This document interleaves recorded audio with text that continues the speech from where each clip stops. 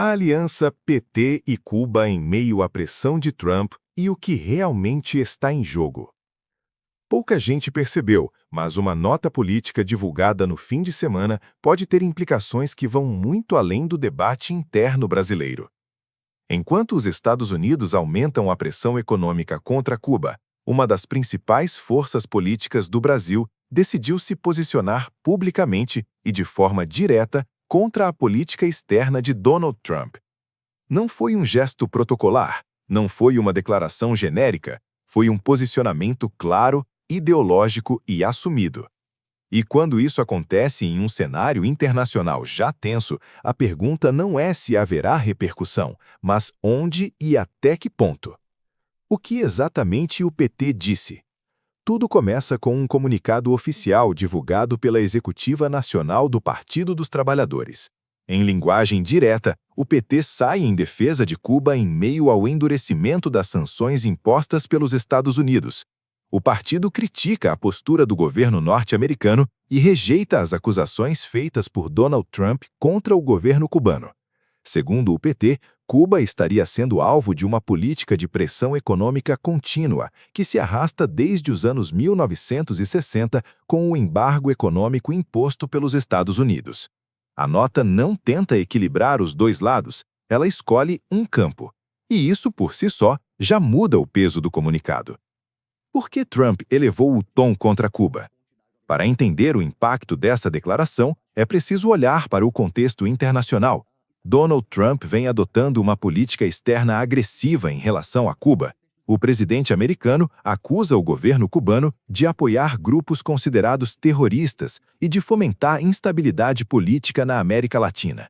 Com base nessas acusações, Trump ameaça impor tarifas e sanções a países que forneçam petróleo ou mantenham cooperação econômica com a ilha. O objetivo declarado é isolar economicamente o regime cubano e enfraquecer sua capacidade de funcionamento interno.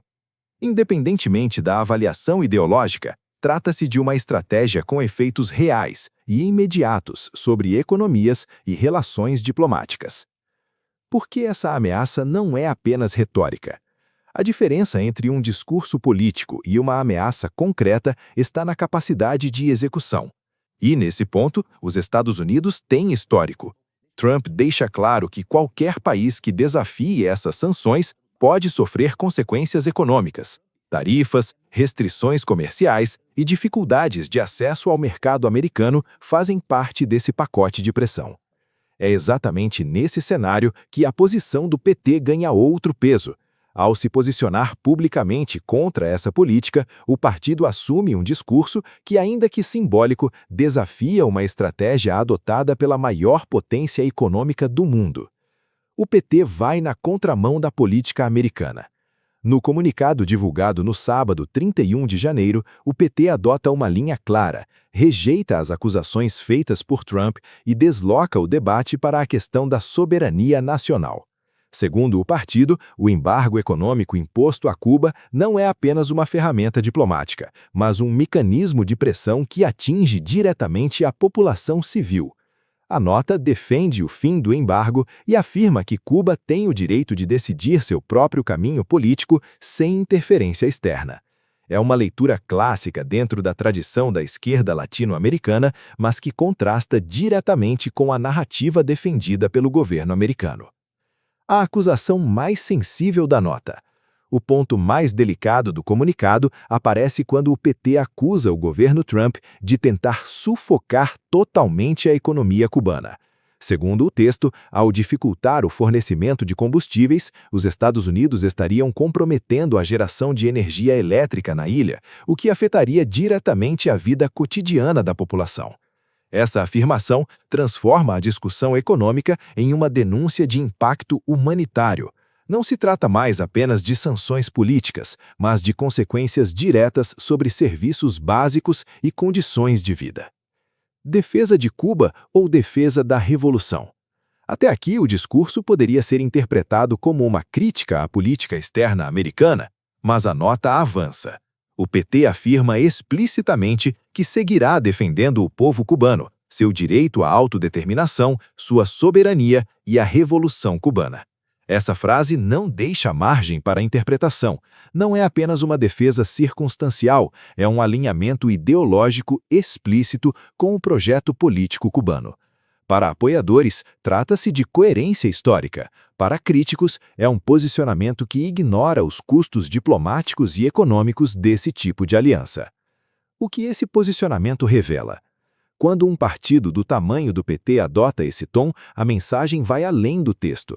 Ela sinaliza prioridades, alianças simbólicas e uma leitura específica da geopolítica regional. Mesmo fora do governo, o PT continua sendo uma força política central no Brasil.